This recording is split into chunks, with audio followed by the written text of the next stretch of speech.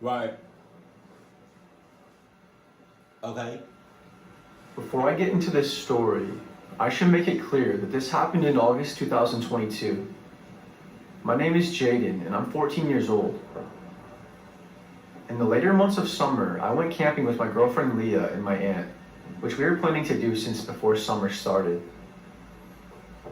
We were traveling to a locally known campground, and we were going to stay there in a trailer that my aunt's husband owns.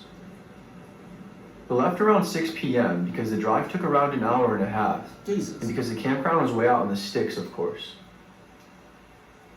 When we got there, we parked in the parking lot. Of course it's in the goddamn sticks. You know? It can't be in your backyard, which I highly recommend. But an hour and a half out? Shit.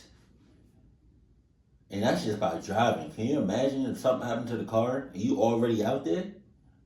And you don't got your Adidas on? You running without no Adidas? That's about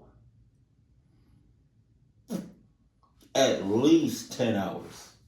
Now if we had Adidas, the 16,000s on, you know what I mean? That hour and a half trip by driving easily, that would be at least easy 30 minutes. Tops. What is you talking about? And you doing a light job with the Adidas 16,000s on. I'm stupid. Outside the wooded area and took our tents, snacks, and other camping necessities. The trailer was located in a large clearing in the woods, and it's actually a very nice trailer.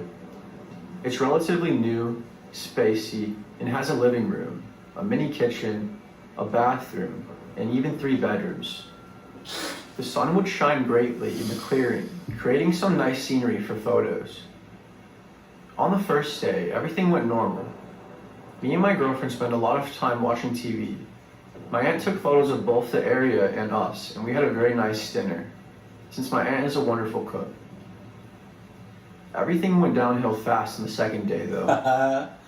It was a cloudy day, but it wasn't raining, which we were thankful for. Yo, am I the only one that thinks whenever it's cloudy or whenever it's raining, something, more often than not, something always happens? I don't know. I don't know how to explain it. It's just, I get real cautious about what I'm doing when it's either cloudy or rainy. Because every time it's cloudy or rainy, at least for me, something happens, whether it's minor or major. Something always seems to happen. I don't get it. But yeah. There were also barely any animals prowling the area. Oh no. I saw one deer and maybe a few birds, but that was about it. Leah figured there might be a predator in the area. Jesus. Fast forwarding to the evening, we were sitting by the river, which was a 30-second walk from our trailer. My aunt was telling us a story that I can't quite remember, when all of a sudden we heard some sticks cracking and leaves rustling from the other side of the river. What's up? Is that a bear? Leah asked. I heard a slight amount of fear in her voice when she said that, as she's afraid of bears. How you do?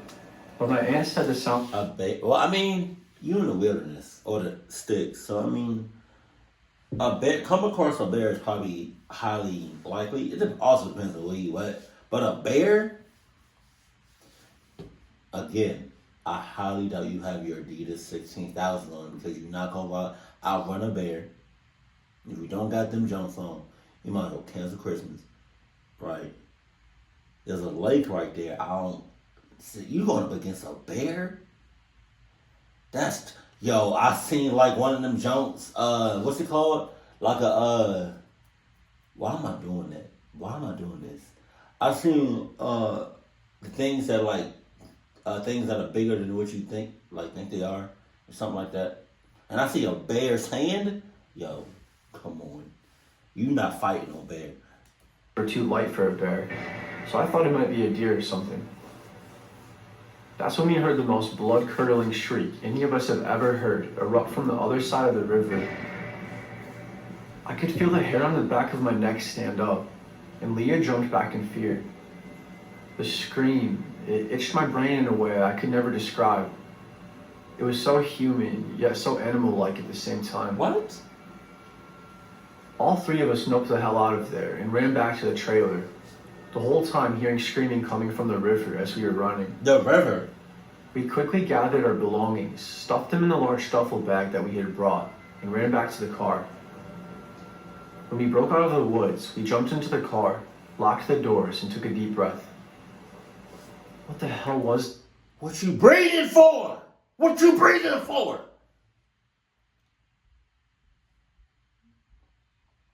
These are clock asses. Because you heard a blood-curdling scream, human/animal-like, and you think you safe in your car? Cluck you. Cluck you, cluck you, cluck you for not ramming up the engine and forwarding that mother cluck. Leah exclaimed.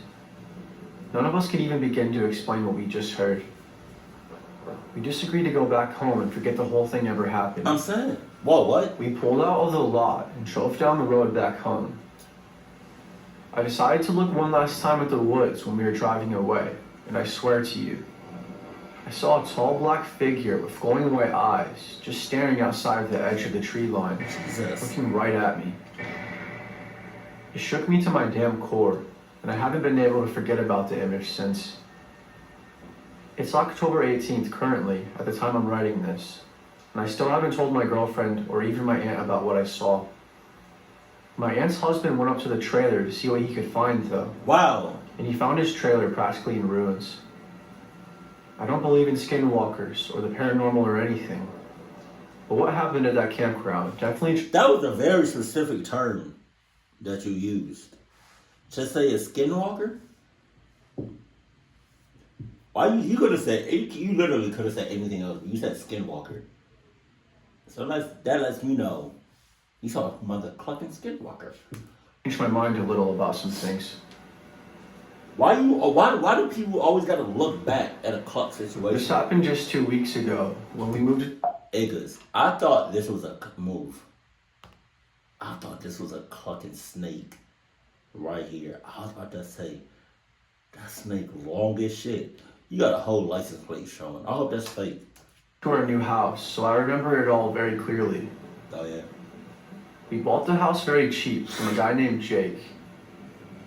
My older brother and I thought he was a bit creepy. From a guy named Jake.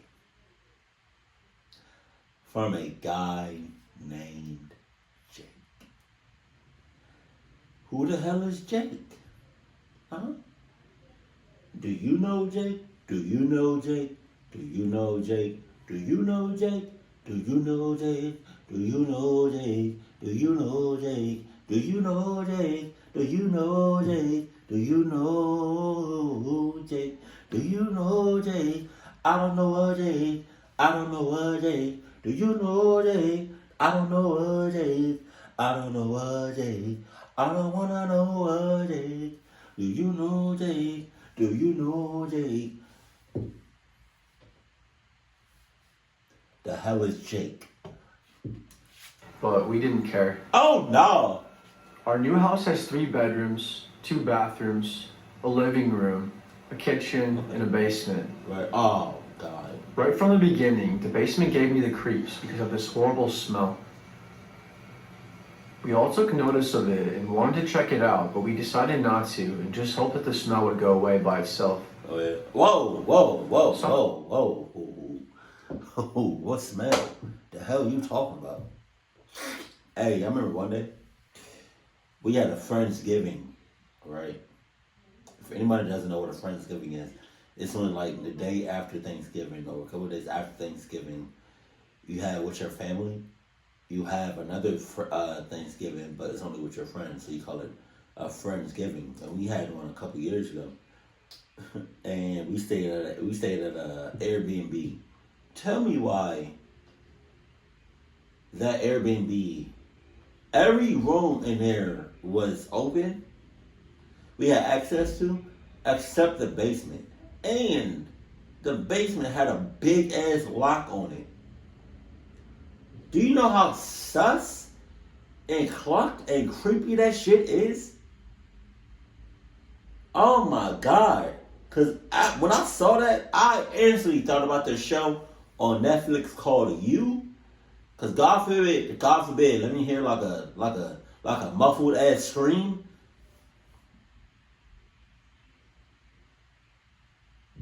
Man, I'm not helping your ass. I'm just leaving.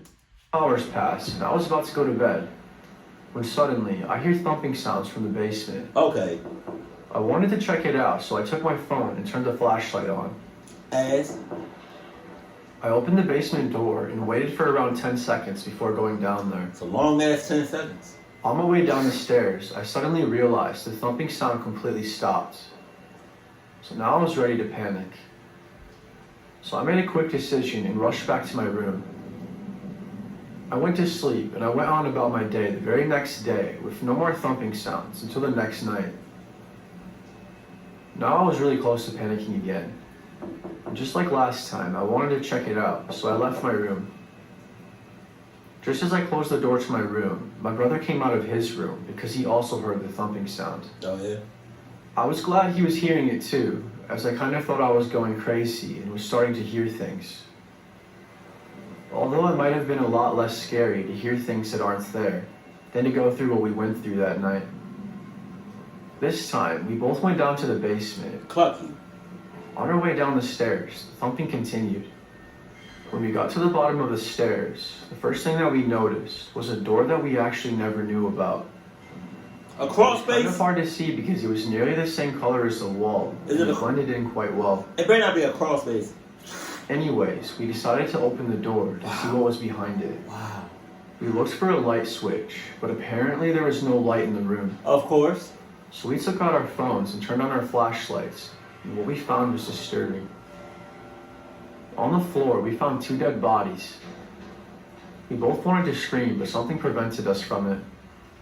We were so focused that we never realized that the thumping had stopped until we heard this heavy sigh from behind us. We turned around and saw a grown man that was wearing a mask, and he was... Hey, yo. Again. In that situation, if I turn around and a grown ass person is behind me that I don't know, regardless if I know you or not, and I'm so scared my shit's shitting.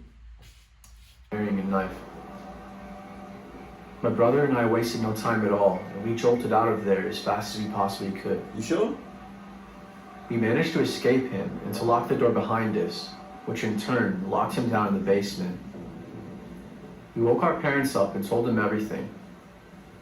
They called the cops and they arrived after only 5 minutes. There were 2 police cars and 3 officers. We showed them to the basement, and when we finally made it down there, we saw that the man had removed his mask. It was Jake, the man who lived in the home before us, that sold us the house. One of the police officers took Jake, and we showed the 2 other officers the dead bodies. We later found out that Jake told the police that the people he killed was his ex-girlfriend and her new boyfriend, and that he had planned to leave their bodies in the basement, and therefore probably blame us for killing them. The scariest thing to me about this situation was, how did he break into our house? And what else was he going to do? Don't worry about it. We have so many unanswered questions that we'll probably never get an answer to. Jake was sentenced to a minimum of 20 years in prison. What? As far as I know, he may even have a life sentence. Thank you. Hopefully without the chance of parole. I hope so. I don't think we need somebody like him roaming out in society. As far as I'm concerned, they might as well give him the death penalty. I'm saying. My family and I will never forget about this, that's for sure. James scarred us all for life.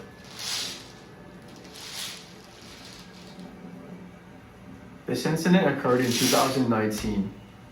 I live in Northern Ontario, Canada, in a semi-rural area. Right. It was around 5 p.m., and I was eagerly awaiting my son's arrival for a visit. I have a shared custody agreement with his mother. I have a standard poodle who is not a scary dog by any means, but she does her job by barking as soon as anyone walks down our road, let alone walks into our property. So when she starts barking, I naturally assume my ex is pulled into the driveway with my son, and I make my way out to greet them. Only it wasn't her car. Rather, it was a middle-aged, disheveled-looking man with long, stringy gray hair and eyes with pupils as big as saucers who was Jesus. creeping around my house. When he caught sight of me, I could tell he was nervous. To give you a visual, I'm a rather intimidating-looking guy. I have long hair, a full beard, and I've had friends that tell me I look like a serial killer. Oh my God. Hence my nickname, Serial Miller. Okay. Alright, I don't want nobody naming anything that when you say my nickname out in public, I don't want people looking at me crazy. I damn sure don't want no police officer looking at me crazy. Serial Miller? Hell no. You got all that. I start stammering, saying, "Oh, I was just wondering if you needed any pruning done. I can do it for you. Even though it's late in the season, I'm just trying to make some extra money on the side." I politely declined, and fortunately, the guy left. My ex arrived with my son shortly after and told me she saw a guy who was, and I quote, twitching out, Okay. and advised me to keep our son inside for at least a little while. I, of course, did just that. Even if I hadn't gotten that extra piece of information, I have a visual disability, so I cannot see his twitching movements from a distance. But what I could see of him gave me the creeps. I called the cops and I advised them to be on the lookout. I also posted my encounter on our local Concerned Citizens Facebook group, and when I did, I was informed that I was not the only one who had an encounter with the pruner man. That's what they called him. I shudder to think how different the circumstances would have been had my son encountered him before I did. I hope this guy is caught and arrested, and provided with mental health support, or help to find some honest work. In an update on the pruner man, it turns out that this guy is a part of a gang who commits break-and enterings in and around my neighborhood. The gang sends one person to scope out a potential target home, then they send in a group to break into the house. I'm happy to report they have not shown up here, and I think it's because of my loud, hyper-vigilant poodle. See, if you was to have on Adidas protection, you wouldn't have to worry about a goddamn thing. What are you talking about? And when you get in a house or getting something new to live in, please make sure you check the checklist, please. Because obviously nobody checked the checklist. Hey, nobody checked the checklist. Hey, nobody checked the checklist. Hey, nobody checked the checklist. Hey, hey, Jake. So I need to add Jake to the clock names list, which I have yet to make. I'm going to make it. It's coming. Pause.